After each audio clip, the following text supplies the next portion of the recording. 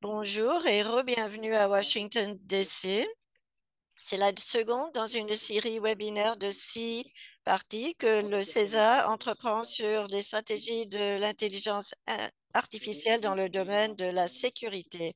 Pour ceux d'entre vous qui n'étaient pas ici hier, je m'appelle le Dr. Nate Allen. Je suis professeur associé. L'objectif principal, c'est de parler d'exemples de comment l'IA amplifie les mesures, les menaces sécuritaires en Afrique. Pour ceux qui ne connaissent pas le CESA, nous avons établi en 1999 par le Congrès pour servir en tant que forum de recherche et l'échange d'idées liées aux problématiques sécuritaires en Afrique. Nous le faisons en accroissant les connaissances par le biais de webinaires comme celui-ci et en fournissant une plateforme fiable pour un dialogue et un échange pour fournir des solutions et catalyser des solutions à ces problèmes en Afrique. Pour plus d'informations, consultez notre site web. Le lien a été partagé dans le chat.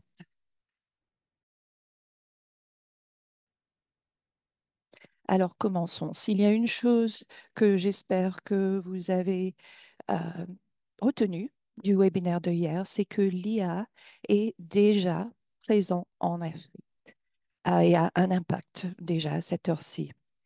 Alors aujourd'hui, j'espère qu'on peut vous donner une meilleure compréhension de comment l'intelligence artificielle impacte le genre de menaces et d'acteurs qui vous inquiètent au jour le jour. Et j'espère que certains des exemples vont peut-être vous surprendre et vous lancer certains défis. L'IA a été utilisée par les cybercriminels pour euh, en fait agir comme s'ils étaient des leaders africains. Ça a été utilisé par des groupes extrémistes tels que Al-Shabaab pour propager de la propagande.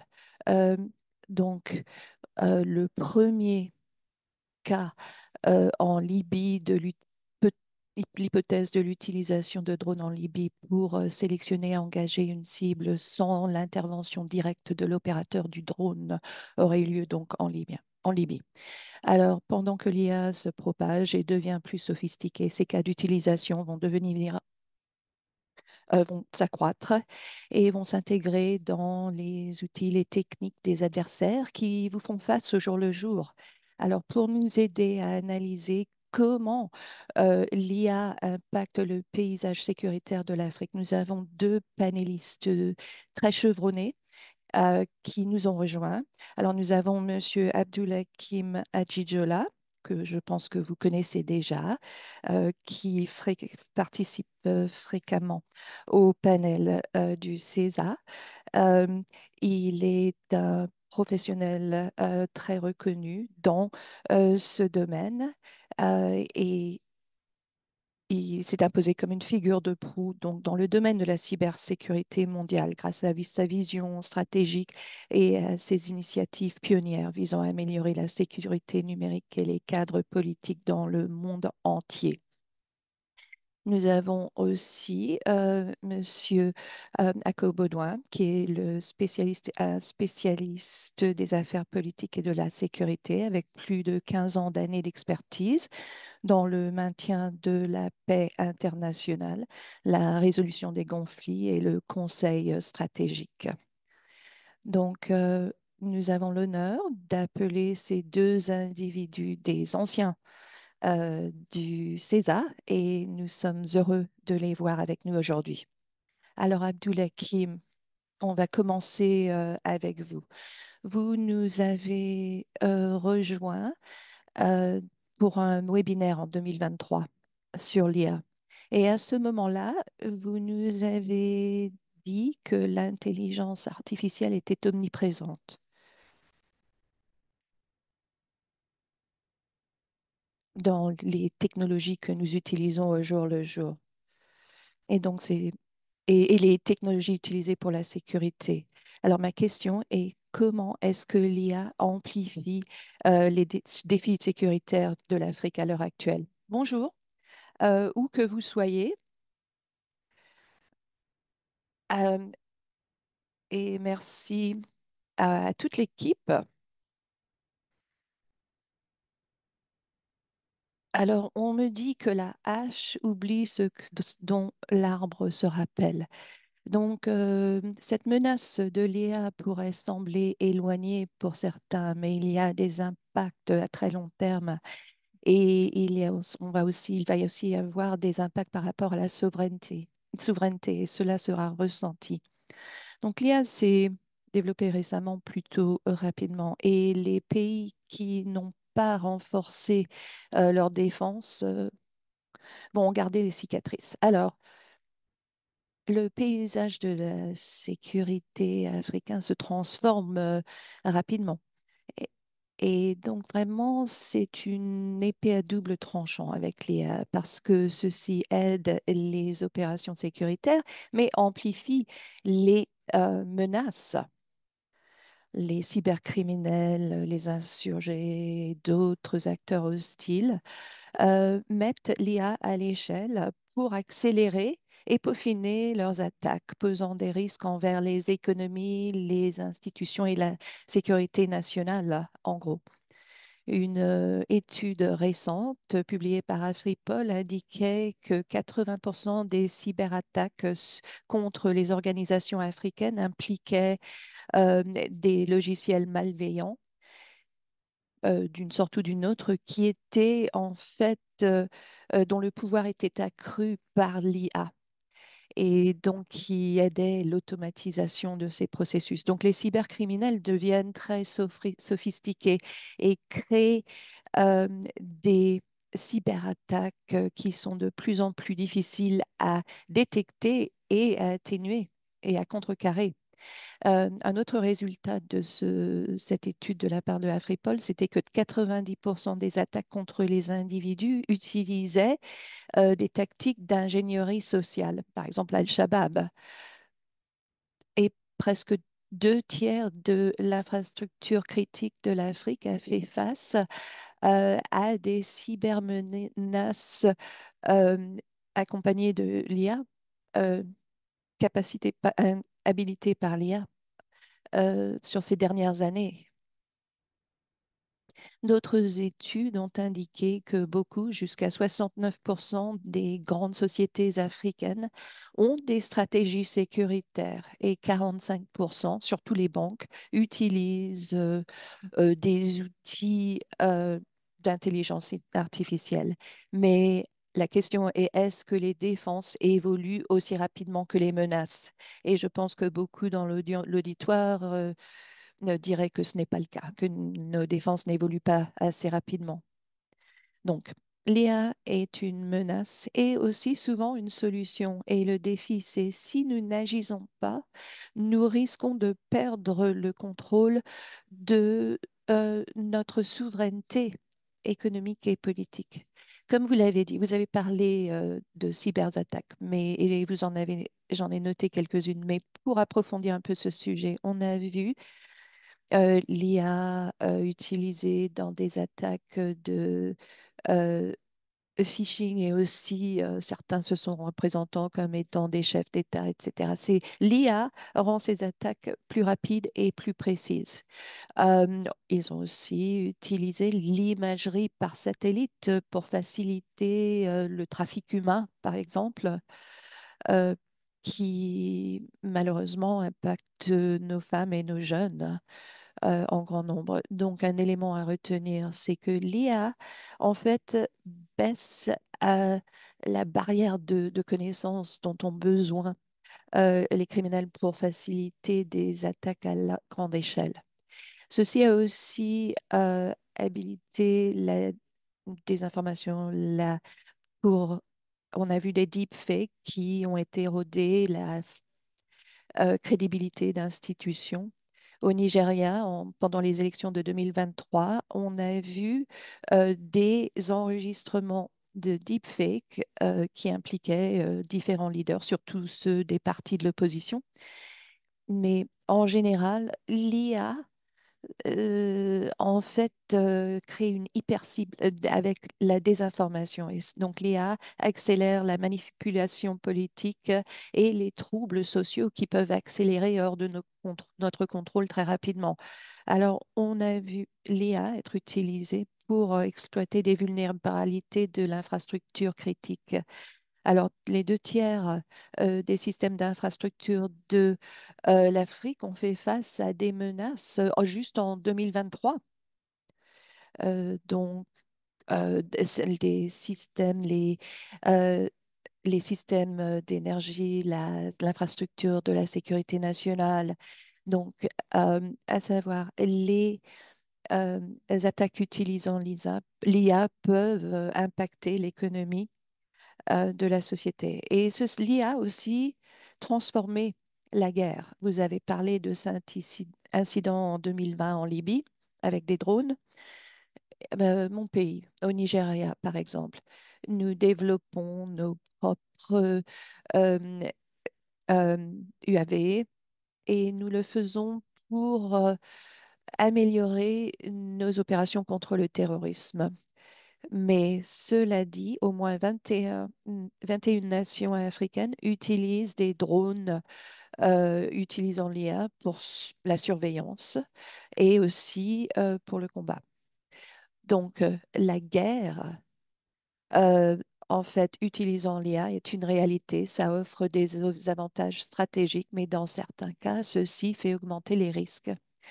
Et on a vu des crimes utilisant l'IA. Afripol estime que les criminels africains utilisent l'IA pour compromettre les systèmes de courriel et 100 millions de dollars peut être perdu très facilement, que ce soit en Afrique ou en Europe ou en Amérique du Nord. Donc, l'IA fait en sorte que la criminalité devient automatisée. Et ceci, en fait, est la synthèse de ce qui se passe à l'heure actuelle. Merci beaucoup. Alors, deux choses que je retenu, c'est la sophistication et l'automatisation. Des éléments dont tirent parti les criminels à travers l'Afrique. Et on a entendu hier que l'IA et c'est un outil très puissant de reconnaissance de motifs et donc ceci améliore la capacité de n'importe quel agent, que ce soit un gouvernement ou un groupe criminel, d'identifier des opportunités et d'en tirer parti à la bonne échelle. Euh, Ako, j'aimerais que vous approfondissiez comment l'IA euh, aide ces acteurs qui représentent des menaces en Afrique. Alors, beaucoup de euh, criminels n'ont pas forcément énormément d'accès à l'Internet, mais d'un autre côté, comment pensez-vous que l'IA influence leurs capacités, leurs outils, leurs pratiques? Alors, bonjour à tous. Je Et merci à l'équipe du CESA euh, pour m'avoir invité. C'est un privilège de participer à ce webinaire. Alors, pour que je puisse vous donner une réponse exhaustive, il faut d'abord examiner les capacités et les outils stratégiques qui ont été utilisés par les groupes armés non étatiques et les gangs criminels, les réseaux criminels à travers l'Afrique. Et certaines de ces capacités euh, comprennent l'IA pour la guerre et pour les civils. Donc, on voit clairement l'utilisation de l'IA par les gangs criminels par criminels et par les groupes armés non étatiques pour attaquer et déstabiliser énormément d'États. Qui m'a parlé de la Libye, où on a vu l'utilisation de l'IA, des drones utilisant l'IA pour mener beaucoup d'attaques. il y a aussi cette question de l'IA dans la propagande et la désinformation utilisée par énormément de groupes armés sur le continent pour mener des campagnes de propagande et de désinformation. Et on doit aussi parler du cas au Cameroun où il y a donc ce conflit armé qui continue dans certaines régions et où certains groupes armés et les leaders dans la diaspora utilisent des systèmes utilisant l'IA pour s'assurer qu'ils ont de meilleures interactions avec la population et pour influencer l'opinion publique dans le pays. Et il y a aussi la question de l'utilisation de l'IA, qui m'en a parlé, pour le financement illicite et le blanchiment d'argent. Il y a tellement de transactions qui ont été occultées en utilisant des systèmes euh, qui utilisent l'IA. Et en Afrique du Sud, il y a eu beaucoup de problèmes où beaucoup des transactions par les banques sud-africaines étaient occultées, en fait. euh, et on peut aussi parler de l'utilisation de l'IA par rapport au commerce des armes et le trafic des stupéfiants, où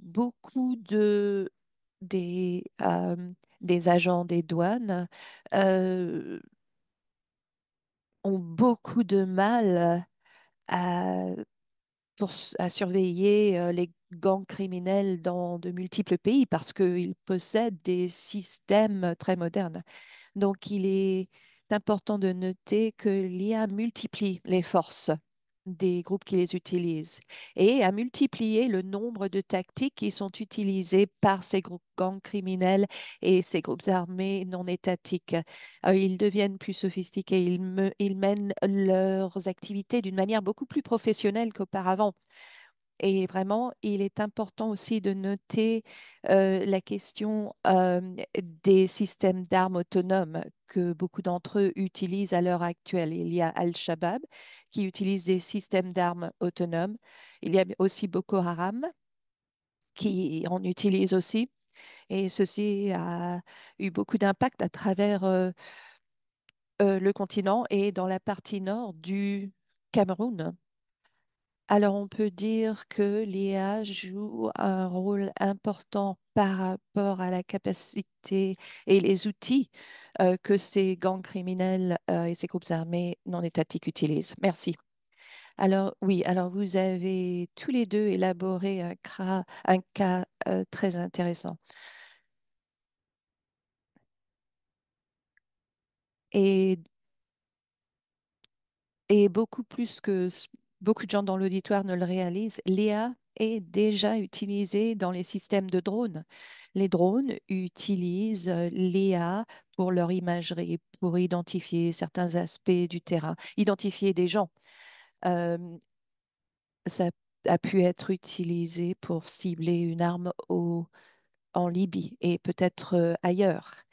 Et donc, on pourrait croire que cette capacité n'est pas seulement là, mais s'achemine vers des systèmes de drones tactiques que tous peuvent obtenir. Alors, Hakim, alors où allons-nous? Bon, il y a beaucoup de choses qu'on ne sait pas, bien sûr, par rapport à l'évolution de l'IA, mais j'aimerais que vous nous disiez, alors, prenez votre boule de cristal et essayez de nous dire comment voyez-vous l'IA impactant le paysage sécuritaire de l'Afrique à l'avenir, disant que l'adoption va augmenter, etc., et l'IA devient plus sophistiquée. Je pense que ces menaces basées sur l'IA vont évoluer plus rapidement que nos défenses, je pense.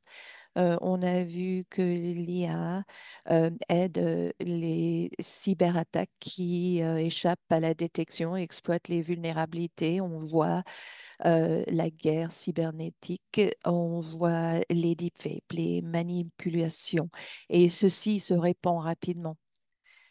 Et donc, ce qui est impératif au niveau stratégique, on doit intégrer l'IA dans les doctrines sécuritaires et s'investir dans les systèmes de l'IA. Alors, il y a des plateformes IA qui sont moins chères à l'heure actuelle et qu'on doit explorer et dans l'espoir d'en tirer parti.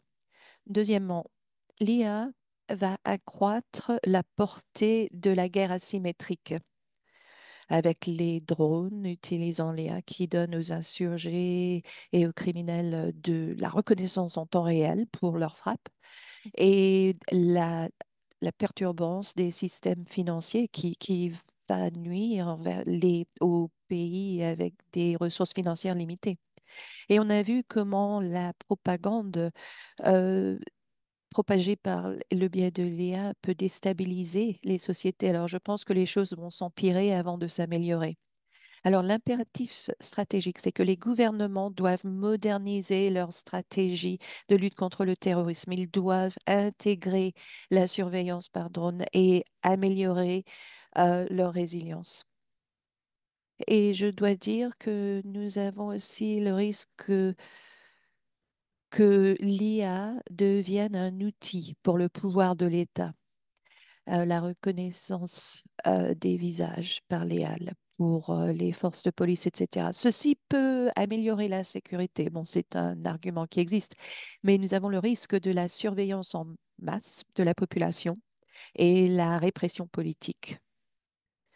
Donc, je parlais de cet impératif que l'Afrique développe une gouvernance de l'IA robuste qui établit un équilibre des besoins sécuritaires avec les droits humains et d'autres protections.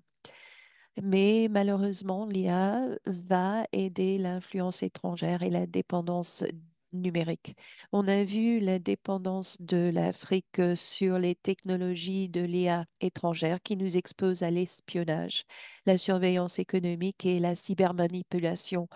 Un sujet important là, c'est que la souveraineté pourrait se retrouver sur ce champ de bataille. On a vu des satellites qui fournissent des services dont on a besoin à des coûts abordables. L'interprète s'excuse, elle n'entend plus l'intervenant. Donc, alors l'infrastructure cybernétique et le développement indépendant de l'IA doit avoir lieu dans nos domaines universitaires dans nos pays. Alors, donc la désinformation propagée par l'IA, ceci va ébranler nos démocraties. L'IA automatise la propagande. On pense aussi que ça influence les élections et manipule l'opinion publique. Et on a vu où les deepfakes, en fait, rendent la vérité difficile à discerner et créent l'instabilité et la méfiance. Donc, les nations africaines doivent développer des systèmes de vérification des médias basés sur l'IA. Et l'interprète s'excuse, elle a encore perdu le son de l'intervenant. Alors, l'analogie, un enfant pense que sa mère est la meilleure cuisinière. Et donc, je pense que beaucoup des pays africains ne comprennent pas l'échelle et le niveau de sophistication de ces menaces utilisant l'IA. Alors, si nous pouvons, il se peut que nous restions vulnérables. L'interprète s'excuse, elle n'entend plus l'intervenant. Oui, alors c'est vraiment une liste très intéressante des menaces euh, et de par rapport et qui sont représentés par cette évolution de l'IA et auquel nous devons nous préparer. Alors, retournons vers vous, Ako. Alors, pour vous, comment est-ce que les forces de sécurité à travers l'Afrique, comment peuvent-elles rester en avance de ces menaces posées par l'IA? Et comment répondre à l'utilisation de l'IA par les adversaires de ces forces de sécurité? Oui, ça va être un très grand défi si on regarde la situation actuelle.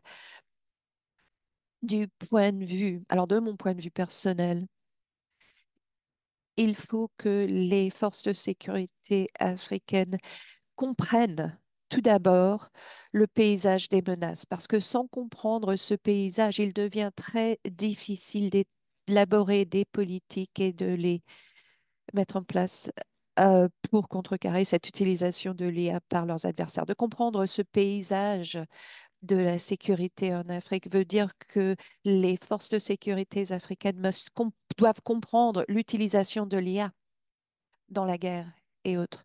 Parce que les forces de sécurité africaines deviennent obsolètes à cause de leur manque de capacité de répondre à ces menaces. Et une fois qu'ils ont bien étudié, bien compris ce paysage de la sécurité, la stratégie serait d'avoir des approches proactives et adaptives pour répondre de manière efficace à l'utilisation de l'IA par leurs adversaires. Et donc, l'une des approches qui est très importante pour les forces de sécurité africaines, c'est des initiatives pour contrecarrer la propagande. Alors, on connaît tous l'utilisation de JRFCT, c'est le forum euh, sur l'Internet pour contrecarrer euh, le terrorisme. Donc, il y a Google, Twitter, Microsoft et l'utilisation de ceux-ci par les forces de sécurité africaines peut être très important pour garder le pas. Nous avons aussi la question de CVE Moonshot. C'est C'est pour contrer l'extrémisme violent, des systèmes pour contrer la violence extrême des extrémistes qui utilisent cette analyse. Ils peuvent aussi utiliser cela pour contrer les initiatives de propagande qui sont propagées, initiées par ceux qui vont en avant dans le domaine de l'IA. Deuxièmement, les forces de sécurité de l'Afrique, pour continuer à aller en avant, peuvent se pencher sur la question de systèmes de surveillance prédictive pour assurer qu'ils peuvent analyser mieux les informations et répondre de façon préemptive avant qu'il ne soit trop tard. Nous avons aussi l'utilisation des, euh, des informations avancées qui peuvent être très utiles pour les systèmes d'IA. Actuellement, une des approches proactives des forces de la sécurité de l'Afrique peuvent se pencher sur des études qui ont été entreprises au Nigeria sur de la surveillance habilitée par l'IA pour contrer Boko Haram, qui a été très efficace jusqu'ici. Il y a d'autres études en cours sur cette question. Comme Hakim a mentionné dans la première réponse, la question du blanchiment d'argent. Pour que nous puissions assurer que les forces de sécurité de l'Afrique peuvent contrer cela, il faut mettre en place des systèmes pour surveiller les échanges financiers, pour dépister les transactions financières et pouvoir dépister les schémas de blanchiment d'argent. Il y a eu une étude en Afrique du Sud, la défense contre le cybercrime. C'était très important pour utiliser des outils de cybersécurité pour détecter des transactions financières non normales. Nous avons aussi utilisé d'autres moyens, d'autres outils pour ceux qui vont vers l'avant et les adversaires aussi. Donc, il faut que les forces de sécurité de l'État, pour rester en avant de la courbe, il faut avoir des moyens de détecter au niveau d'IA au niveau national, aussi bien qu'au niveau régional. En plus de cela, on peut se pencher sur le renforcement des capacités et la collaboration parce qu'une approche coordonnée peut assister les forces de sécurité de l'Afrique concernant l'alphabétisme de l'IA, de renforcement des activités de renforcement des capacités et puis aussi des partenariats multilatéraux, bilatéraux qui ont été entrepris par l'UA, des initiatives que nous connaissons et avec Interpol. Tout cela est très important pour assurer que les forces de sécurité de l'Afrique peuvent rester un pas en avant. Et de plus, on peut se pencher sur les politiques, les recommandations telles que d'avoir des politiques qui sont alignées avec l'utilisation propre bien de l'IA. Nous savons que cela présente de grands défis.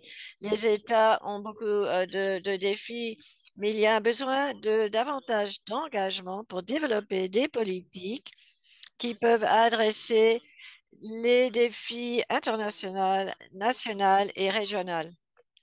Et je pense, voici quelques exemples que je peux vous présenter. Et nous voyons cela au Sahel aussi. Nous voyons qu'au Mali, le gouvernement, les forces de sécurité du Mali utilisent des analytiques prédictives en entreprenant des attaques contre certains des groupes à travers le Sahel. Et cela est très, très utile. Cela aide beaucoup pour les garder en avant.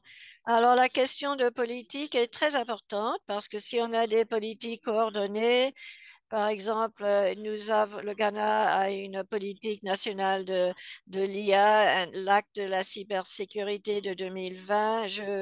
Les forces de sécurité de l'Afrique peuvent de la sorte adresser beaucoup des défis qui leur font face actuellement. Merci, c'était très exhaustif. Souligner comment les forces de sécurité de l'Afrique ont besoin d'adopter l'IA comme outil pour améliorer la collaboration régionale, pour assurer que l'IA, on l'a dit hier, que les systèmes d'IA soient basés sur des bonnes données et bien alignés avec des principes justes. Nous allons maintenant entrer dans la séance questions et réponses bientôt. Nous avons déjà reçu des questions. Et puis, Abdul Hakim, le dernier parole est à vous. Vous travaillez beaucoup au niveau régional, pour les défis technologiques actuels de l'Afrique. L'Afrique comme région, que doit-elle faire pour se préparer pour ce monde de l'IA? Il y a de nombreuses choses à faire. ACO a mentionné des choses importantes. Nous avons besoin d'autonomiser nos systèmes, nos services, nos institutions, de rester un pas à l'avant. Alors, la proactivité est primordiale. Je pense que l'Afrique doit faire la transition d'être le consommateur passif de l'UA pour devenir le leader éthique pour le développement de l'IA. Il y a beaucoup de pas à prendre, je pense. Tout d'abord, il nous faut développer et mettre en œuvre une stratégie sécuritaire basée sur l'IA, axée sur l'IA, commençant avec les organes régionaux.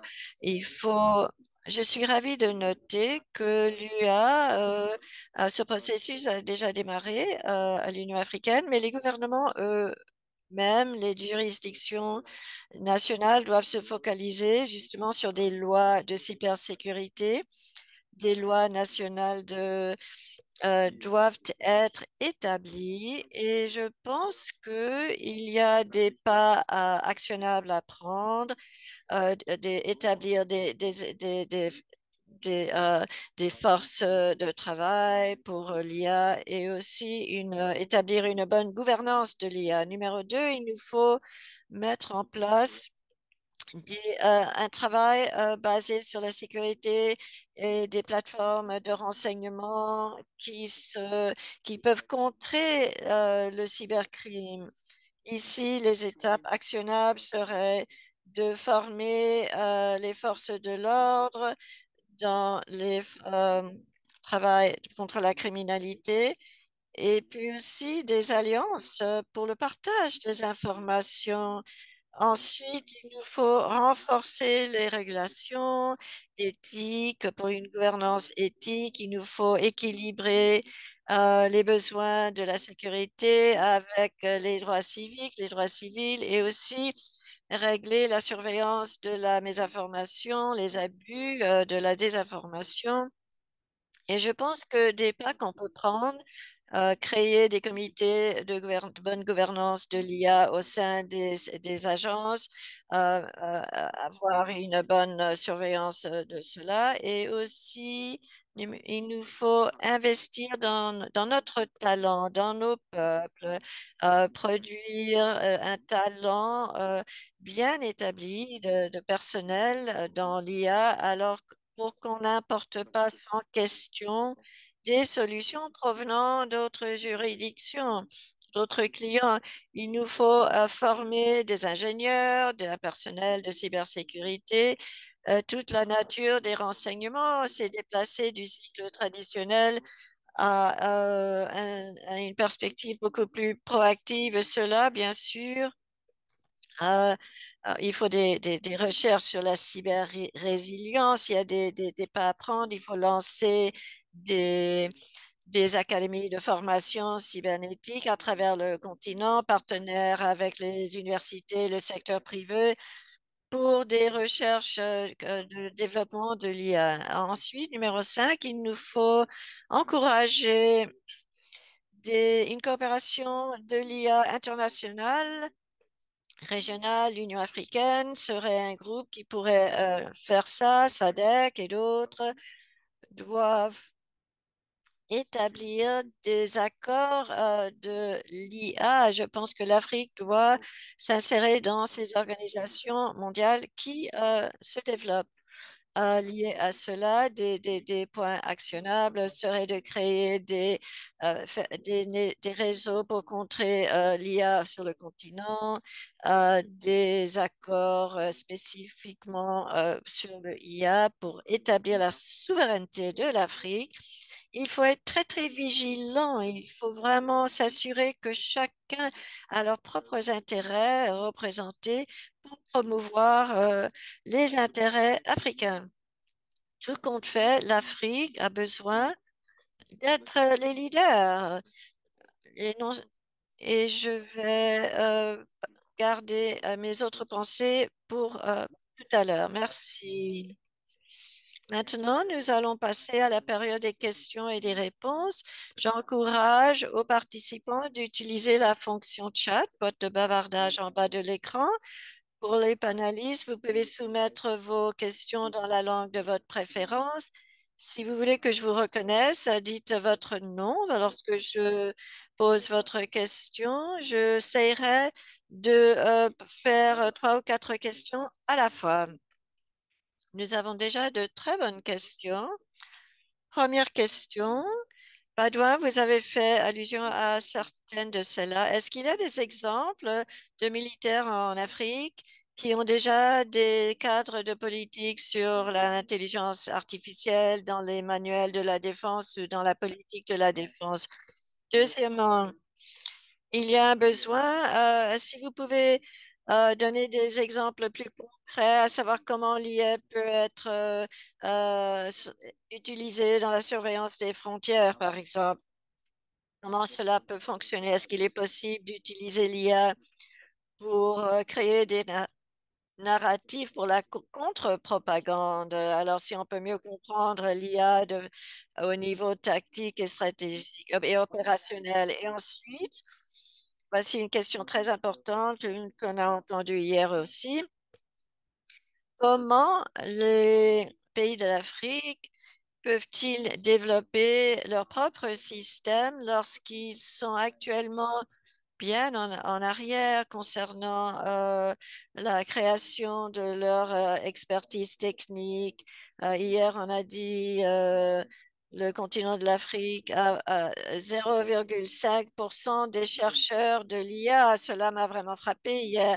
Vu ce déséquilibre, comment les pays de l'Afrique peuvent-ils commencer à adopter, générer et créer leur propre modèle de l'IA ou adopter du moins des modèles d'IA qui sont appropriés à leur propre pays ou région, les circonstances et contextes?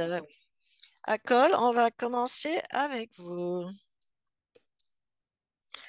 Merci Nate pour les questions. Je crois sur la première question sur l'utilisation de l'IA par les forces de sécurité de l'Afrique, j'ai déjà mentionné l'aspect du Mali qui utilise les analytiques prédictives pour empêcher les attaques. D'autres exemples, comme l'exemple du Niger où les, les forces de sécurité du Niger travaillent en collaboration avec des partenaires internationaux pour assurer qu'ils déploient des systèmes d'IA pour surveiller et interrompre des activités à travers le Sahel des groupes non étatiques armés. Nous avons aussi l'exemple de Burkina Faso qui a adopté l'IA pour faire des systèmes de dépistage, de suivi sur les transactions financières liées aux groupes extrémistes à travers le Sahel. Voici des exemples de ce que font les États de l'Afrique, les États sahéliens qui utilisent l'IA pour contrer les activités des terroristes à travers cette région. Nous avons des États de l'Afrique, tels dans le cas du Cameroun, par exemple, où les forces de sécurité étatiques créent une sensibilisation accrue et renforcement de capacité des officiers en ce qui concerne l'alphabétisme numérique. C'est à ses débuts, c'est sûr, mais ça progresse très bien de façon positive. Merci à vous. Merci à vous, Lakim. Rapidement, au Nigeria, j'ai mentionné que notre force de l'air a... vous allez bien? À vous la parole. Les forces de l'air ont trois modèles au Nigeria. Une chose qu'ils font, il y a des drones qui survolent une région particulière, où il y a des bandits dans le nord-ouest, par exemple, ou des insurgents dans le nord-est, par exemple.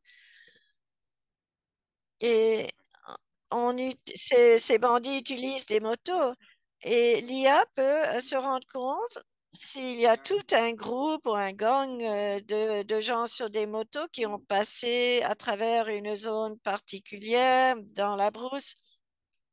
Ils peuvent donc voir la disruption, la perturbation de l'environnement pour pouvoir déterminer quelle est la quantité de personnes qui sont passées, dans quelle direction vont-ils, et cela leur permet, à travers l'IA, de créer des prédictions, à savoir si ce qu'ils vont faire et ce qu'ils veulent faire. Nous avons vu de même les forces de l'ordre en Afrique du Sud qui ont des systèmes de l'IA qui dépistent avec des caméras les plaques d'immatriculation. Ils ont eu des problèmes avec le vol de voitures et cela permet les forces de l'ordre de, de, de, de, de- d'arrêter, de mettre fin à ce genre de vol. Mais pour la réponse plus importante, nous apprécions énormément qu'il nous faut avoir des priorités, c'est sûr.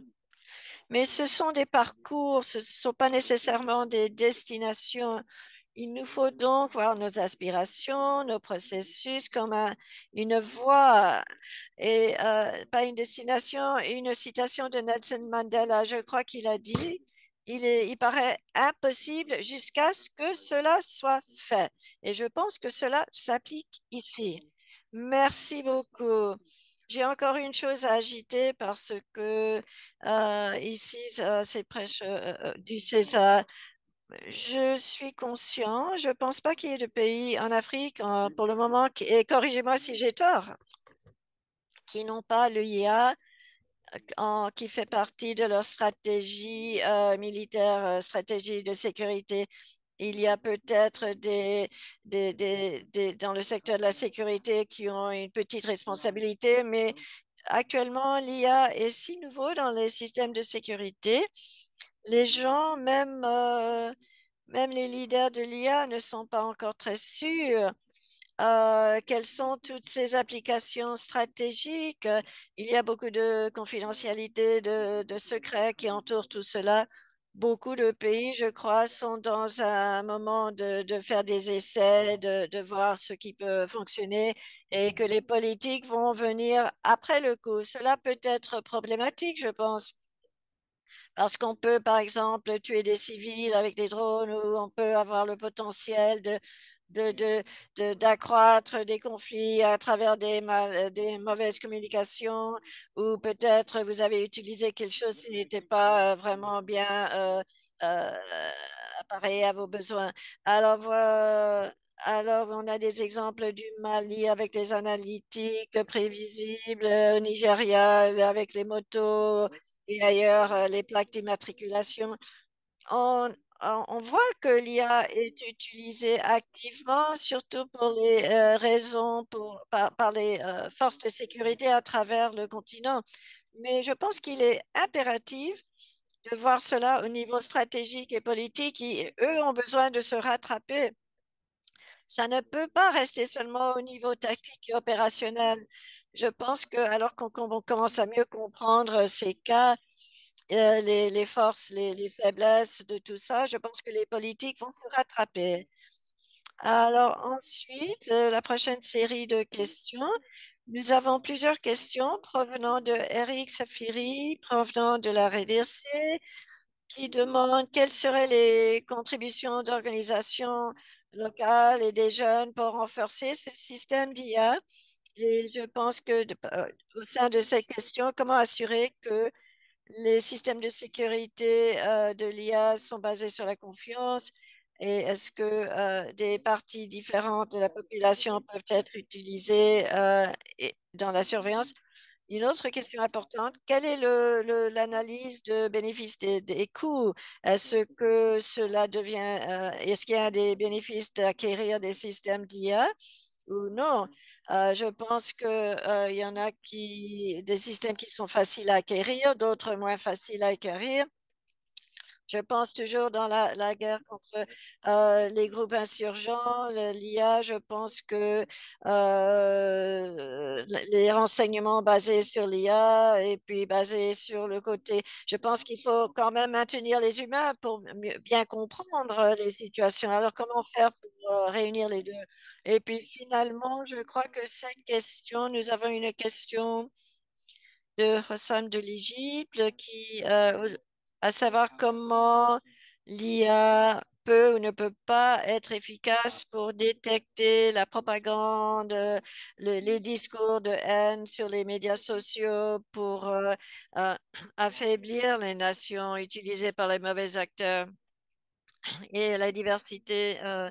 Nous avons vu dans des gens, par exemple en Somalie, qu'il y a des groupes qui utilisent très efficacement ces outils de l'IA. Est-ce que c'est une guerre qu'on peut gagner, oui ou non? Hakim, on va commencer avec vous. Tout d'abord, en ce qui concerne les gens locaux et surtout nos jeunes, c'est eux qui sont la ressource principale, la ressource clé. On sous-estime le nombre de données générées par les gens. Mais ayant dit cela, les applications de l'IA pour les situations de sécurité nationale, bien sûr que l'IA doit être personnalisée pour chaque pays. Et c'est un défi que nous avons eu largement avec la technologie. Je crois que nous n'avons pas toujours bien réfléchi à savoir comment personnaliser la chose pour le pays. Si vous ne le faites pas, si vous utilisez, impliquez pas des perspectives locales, les, et si vous n'harnacez pas, si vous n'utilisez pas la population de votre pays, vous n'allez pas avancer très rapidement. En ce qui concerne l'analyse des coûts, ça c'est très important aussi. Mais c'est quoi les coûts en fait? Beaucoup d'entre nous pourraient argumenter que les coûts, c'est l'argent, bien sûr, on est d'accord. Mais le coût, c'est aussi votre dépendance lorsque vous avez un système qui vous est fourni par un gouvernement étranger.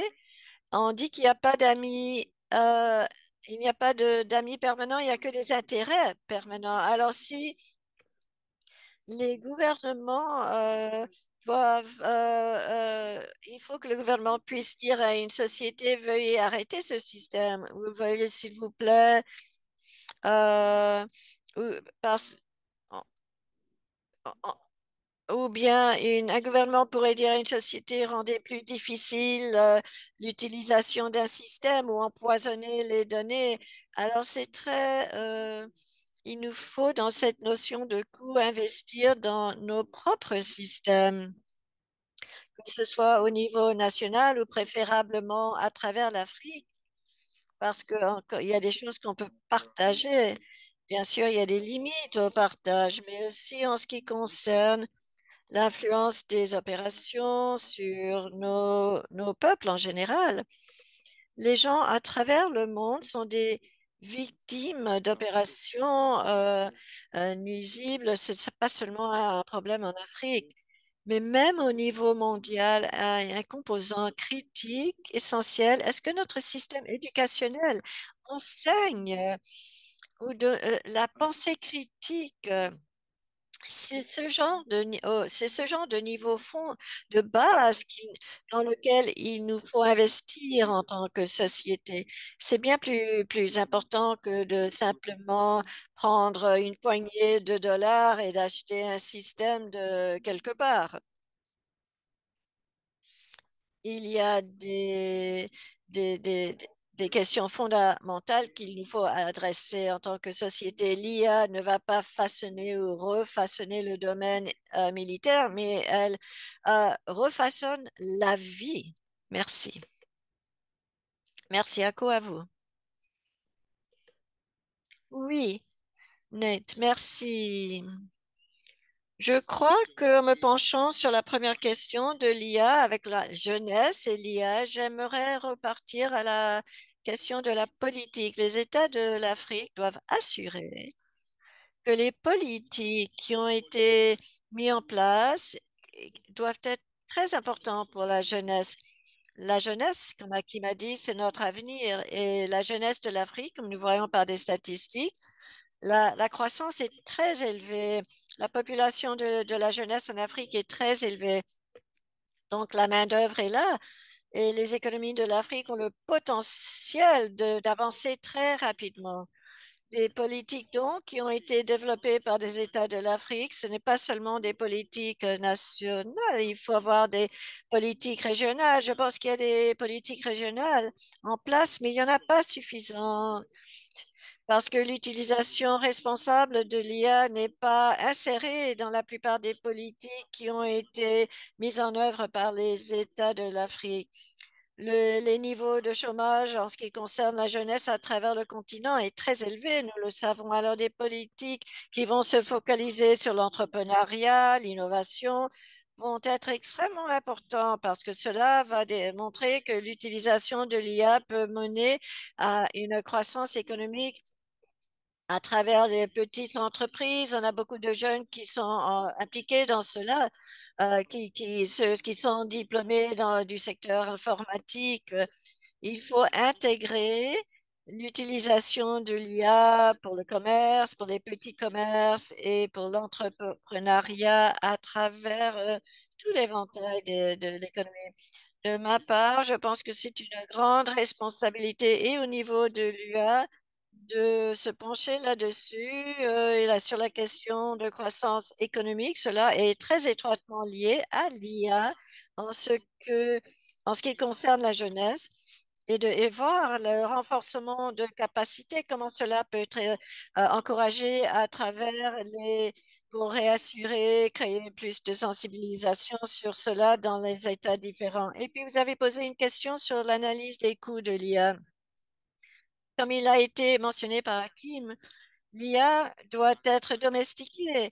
Et en ce faisant, on va réaliser que c'est un aspect qui aura des bénéfices, non seulement à l'Occident, au pays de l'Occident, mais quelque chose qui peut être utilisé par les États de l'Afrique et par les populations locales pour assurer qu'il y ait une croissance économique. Et puis, il y a aussi l'impact positif social qui est très important. Et à vous. Merci à vous deux. Nous avons encore beaucoup de questions qui nous arrivent.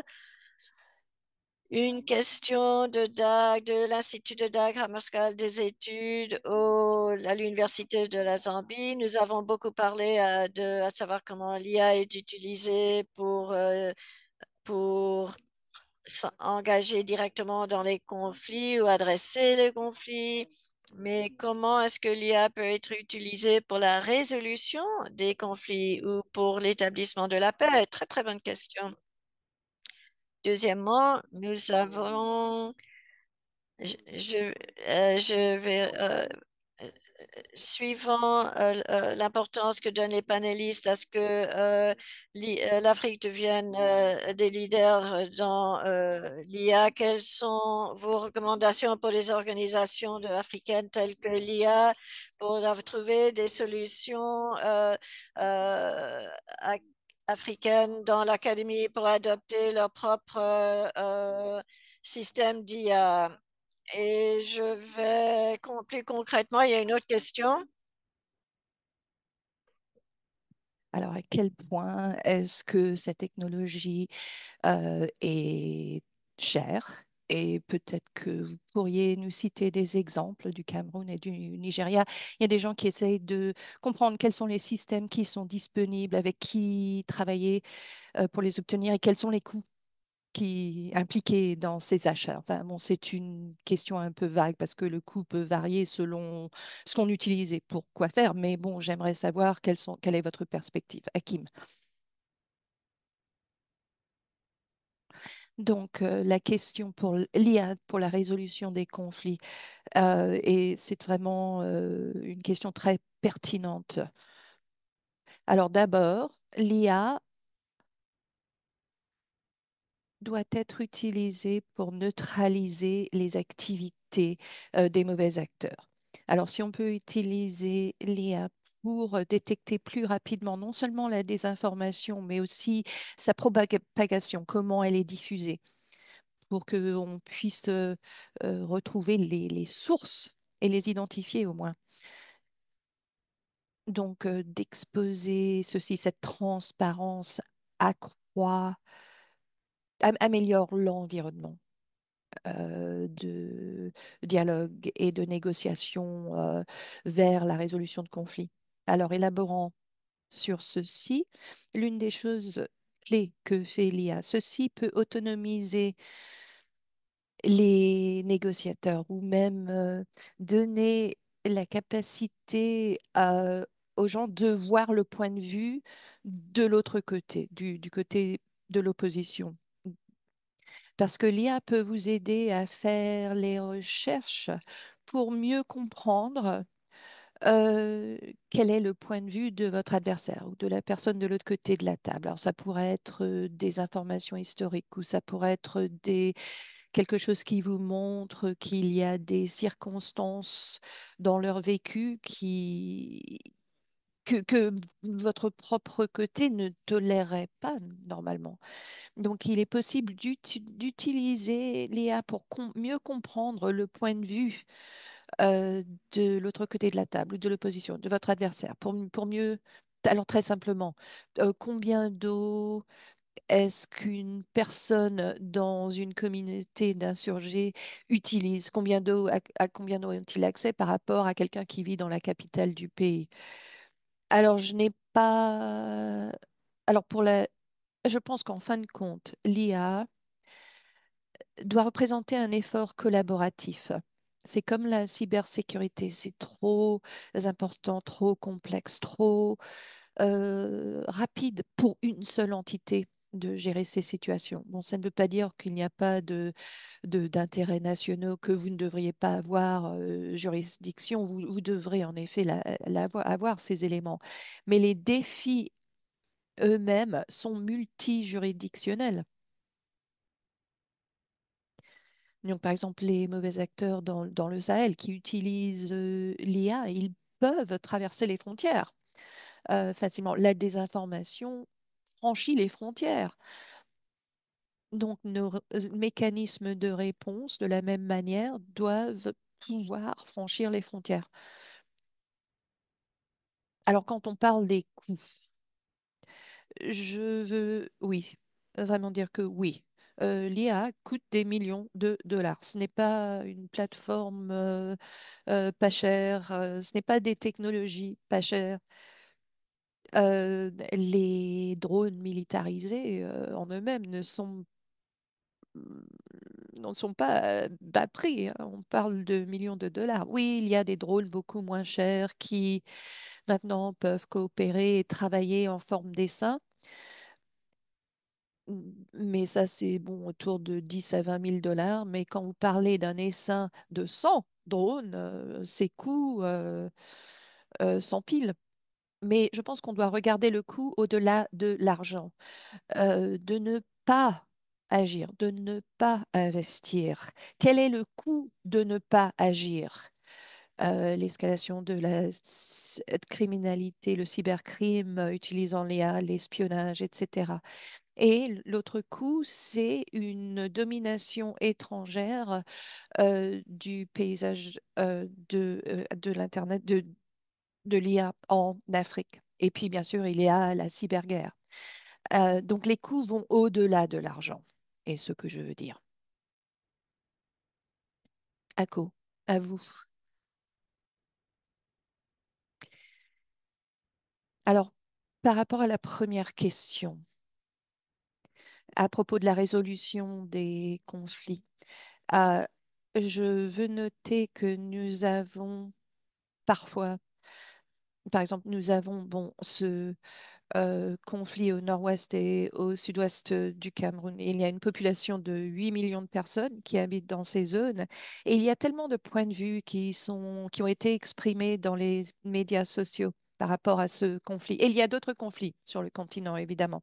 Alors, par rapport à l'IA pour la résolution de conflits, on a cette question des systèmes automatisés qui peuvent être utilisés par la population pour fournir des informations d'une manière plus structurée. Et ceci pourrait aider les négociateurs où on peut analyser toutes ces données et ceci peut fournir énormément d'informations à ceux qui sont impliqués dans les négociations de ces conflits à travers le continent. Donc, une approche plus structurée vers le recueil des données serait importante. Et aussi, il y a la problématique des points de vue historiques. Oui, comme Hakim l'a dit, nous avons des systèmes d'IA qui peuvent nous fournir une perspective historique par rapport à beaucoup de conflits. Et ces données sont disponibles pour la prise de décision. Voilà ce que je voulais ajouter. Et aussi pour conclure, le coût, cette question des coûts par rapport à l'IA. Ce n'est pas seulement un coût financier. Le coût, on peut le voir en tant que ressources humaines, le coût de ces ressources humaines, parce que ceci a à voir avec énormément de renforcement de capacité de ces ressources humaines par rapport à l'IA. Oui, ça c'est un point très important. On nous l'a dit hier que même quand vous utilisez quelque chose qui est plus ou moins à faible coût, alors ChatGPT pour la traduction, ou, etc., il y a toujours un coût de, de main-d'œuvre humaine parce qu'il faut former quelqu'un sur cette utilisation.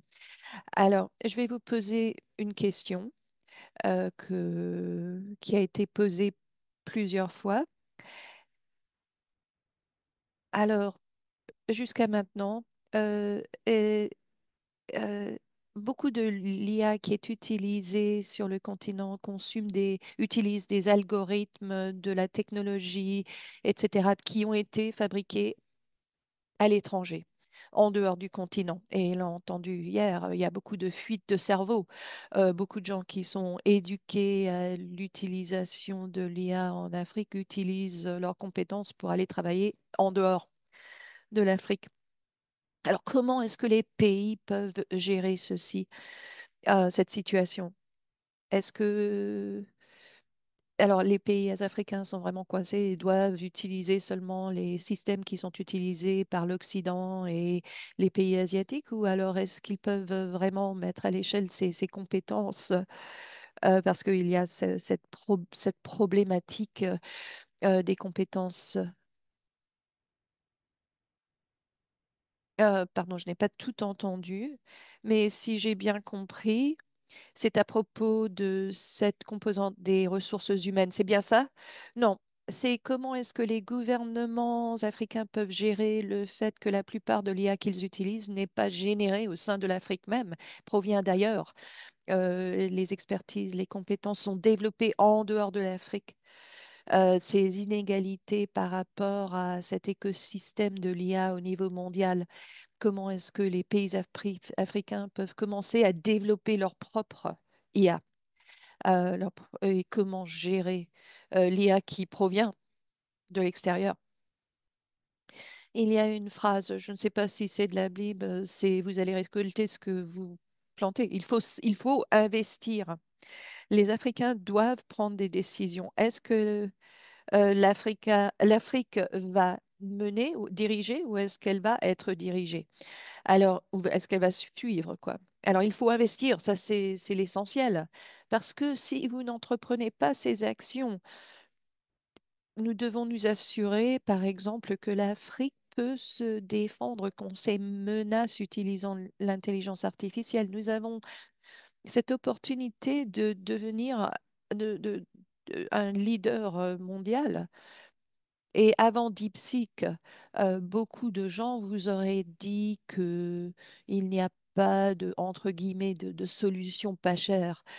Euh, bon, 6 millions de dollars pour un pays africain, ça fait beaucoup, un grand investissement. Mais quand on pense aux investissements de certains de nos gouvernements dans les avions de chasse, etc., ce qui sont les investissements faits par notre classe politique, on pourrait argumenter que si on voulait vraiment trouver les ressources nécessaires, on pourrait.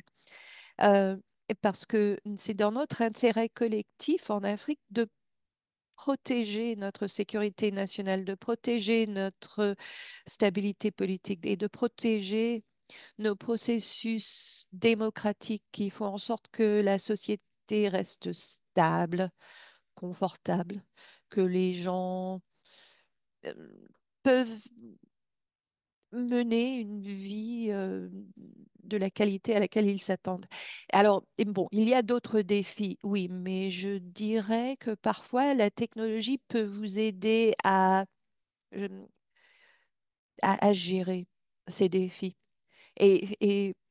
Un dernier point, il y a des Africains qui meurent aujourd'hui en traversant le Sahara. Il y a des Africains qui meurent à l'heure actuelle en traversant la Méditerranée. Et ceux qui réussissent, entre guillemets, se retrouvent dans une classe non désirée en Europe, aux États-Unis, etc. On peut utiliser ces technologies, y compris l'IA, et en tirer parti pour que nos jeunes restent dans leur pays. Et je ne parle pas même pas de la ville, je parle de leur village, qu'ils pourraient travailler et gagner des devises, mais dépenser la devise nationale, donc locale. Alors, en fin de compte, quand vous investissez dans l'intelligence artificielle, ce n'est pas seulement une question d'investir dans un outil ou un autre outil. Il faut aussi investir dans les gens. Et une fois que vous avez une population autonomisée qui a le genre de connaissances nécessaires pour cette époque, je pense que ce sera une meilleure situation, y compris pour nos partenaires étrangers. ACO, quoi d'autre?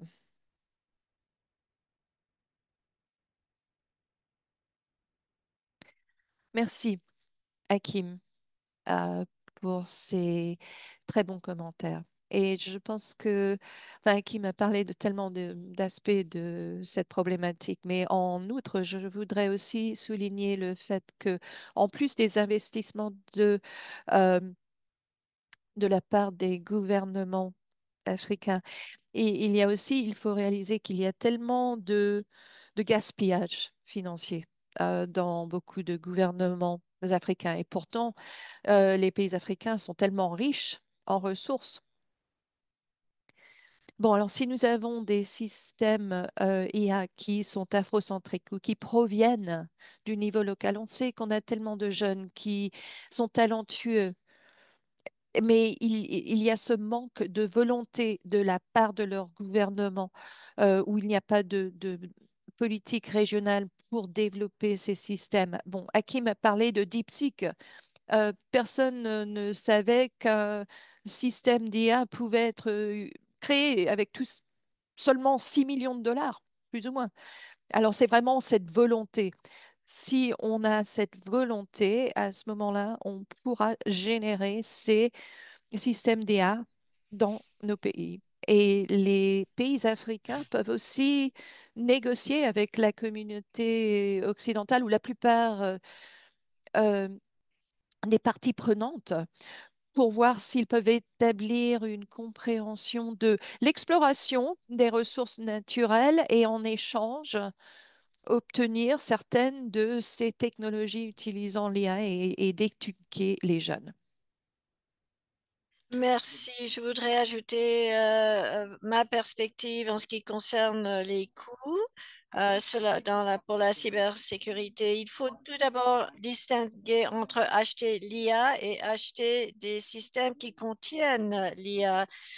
Pour les acteurs de sécurité, ça va toujours être le deuxième. Ça va être un drone militaire, par exemple, avec des capacités d'imagerie d'IA, des capacités d'IA. On n'achète pas l'IA directement, on achète le système. Et je pense que comme vous avez dit, ces systèmes ont des prix tout à fait différents, divers.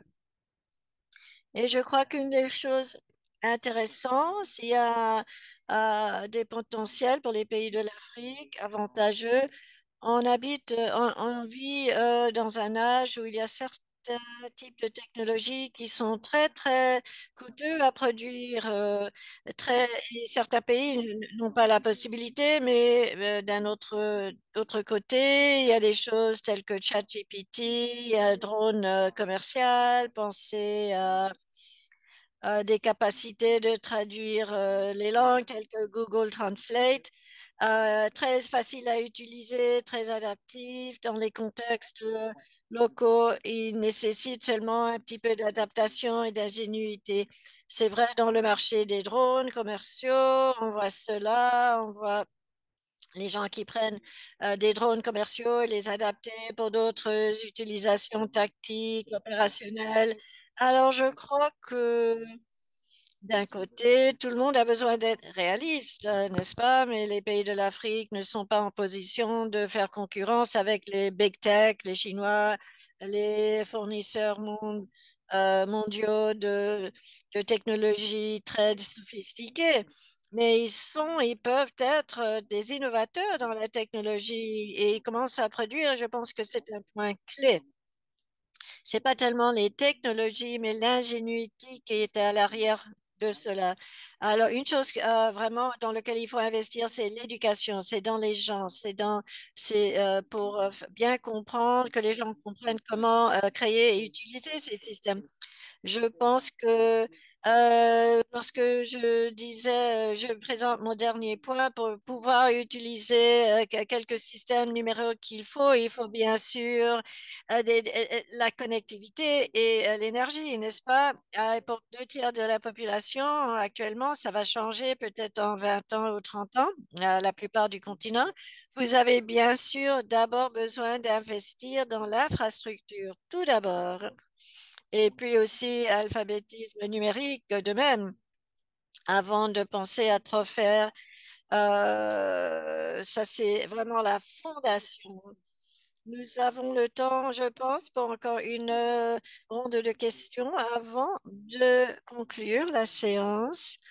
Nous n'avons pas beaucoup de temps. Géraldine Abdul Carrefour qui demande qu'est-ce que vous voyez comme étant des zones prometteuses pour façonner l'avenir de l'Afrique dans le secteur de la sécurité pour les États? Deuxièmement, comment est-ce qu'on peut partager la durabilité de l'IA? Comment assurer que l'IA est acceptée par les, les établisseurs de la paix? Et Christian Coupiel. On va commencer avec Monsieur Hakim et puis peut-être lorsque vous allez donner vos mots de conclusion, lorsque vous allez parler vos conclusions. Je pense qu'il y a beaucoup d'initiatives de recherche et de développement de l'IA à travers le continent. Je suis en connaissance de plusieurs, par exemple pour les applications militaires, où ils utilisent, où ils améliorent les systèmes pour utiliser des caméras à bas coût pour la surveillance, pour améliorer la qualité des données générées par ces caméras, pour que vous n'ayez pas besoin d'investir dans les caméras les plus coûteuses pour avoir la même qualité, le même résultat qui vous permet d'arriver à l'image que vous voulez. On peut faire ça avec l'IA. Un projet de recherche intéressant que j'ai découvert par un professeur de l'université Biden, c'est d'essayer d'avoir, si vous avez un mécanicien qui essaie de réparer quelque chose, il y a un système d'apprentissage. Euh, Vous voulez peut-être avoir un mécanicien qui parle Yoruba, bien sûr, la langue locale, et puis la personne à qui il enseigne euh, parle hibou peut-être. Alors, il peut dire, voici le marteau, voici l'outil, voici comment vous l'utilisez, et puis l'IA va traduire automatiquement à l'autre. On voit ce genre de système et ce genre d'application. Par exemple, les troupes, les soldats qui vont dans une zone où peut-être qu'ils ne parlent pas la langue locale peuvent avoir de l'interprétation en temps réel pour les langues africaines. Voici une application. En ce qui concerne la durabilité de l'IA, je pense que euh, ça revient à la proposition de la valeur. Quelle est la proposition de la valeur de la solution? Si les solutions de l'IA peuvent, par exemple, soutenir l'amélioration de la santé rurale sans nécessairement avoir des médecins qui s'y rendent sur place, alors les gens vont voir la valeur et vont être plus ouverts à adopter cela. Si les stratégistes militaires voient la valeur de pouvoir mieux filtrer ou même mieux analyser leurs renseignements pour être plus proactifs, je crois que beaucoup d'entre nous seraient d'accord que les militaires modernes, il ne s'agit pas que de la force brute maintenant, mais c'est la force intelligente plutôt, l'intelligence que vos officiers apportent sur le terrain. Il y a un proverbe de l'Afrique qui dit seulement une personne bête va essayer la profondeur du fleuve avec les deux pieds. Et l'IA, bien sûr, porte des risques. Si l'Afrique hésite ou si elle avance sans réflexion, on risque d'être habilité par d'être victime d'exploitation sur de nombreux fonds. Il est très clair pour nous maintenant, en tant qu'Africains, ou bien on avance avec force et stratégie, de façon stratégique, ou on va être submergé par l'inaction. C'est un choix à faire et il faut trouver le bon milieu. Dernière pensée, s'il vous plaît, Akko. Alors, les zones de recherche promoteuses, j'aimerais voir je vois ça du point de vue afrocentrique, où on réalise que la plupart de la population de l'Afrique habite dans les zones rurales. Et il est très important, hein. Surtout, nous avons pour la santé, il y a les femmes enceintes qui meurent. parce qu'elle manque de soins de santé. Alors, les recherches de l'IA pour fournisseurs de soins de santé est très important, en fait. Hakim en a parlé. Si on peut développer des systèmes qui adressent les problèmes de l'Afrique, cela va créer des emplois et cela va sauver des vies à travers la population rurale surtout. En ce qui concerne la durabilité, ayant un système qui peut être utilisé pour transformer les vies, je pense que cela est très important parce que au niveau du continent, nous adoptons des systèmes qui nous sont absolument pas utiles. On utilise ces systèmes pour s'amuser, pour naviguer, mais si on pouvait avoir un impact concret à travers les communautés, on ne voit pas ça. Il nous faut des applications qui peuvent faire sortir les populations de la pauvreté. Et comme de la sorte, cela peut devenir durable. Merci. Merci beaucoup à vous deux. Quelques choses à retenir de tout cela. Une des choses que je retiens de ce webinaire, nous sommes un peu dans une ère où l'intelligence artificielle se fait adopter rapidement, utilisée rapidement par des acteurs à travers le continent.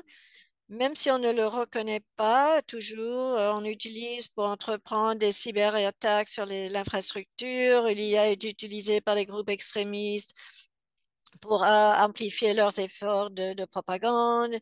Euh, mais aussi pour pour surveiller les zones à être ciblées et aussi utilisées par les drones armés, etc. Nous habitons une âge où la guerre devient de plus en plus automatisée et les États et les groupes non étatiques, les acteurs criminels utilisent cette automation de plus en plus, de façon très imprévisible. Le choix, comme Abdul Hakim a mentionné, ou bien on s'adapte ou on est resté à l'arrière. Malheureusement, je pense que les stratégistes, les décideurs sont très en arrière des tacticiens, des opérateurs et vis-à-vis aussi des acteurs non étatiques. Donc, dans l'emploi de l'IAC, il incombe des gouvernements de l'Afrique, de la communauté mondiale, d'entrer dans des discussions plus profonde, à savoir comment gérer les systèmes d'IA de façon stratégique.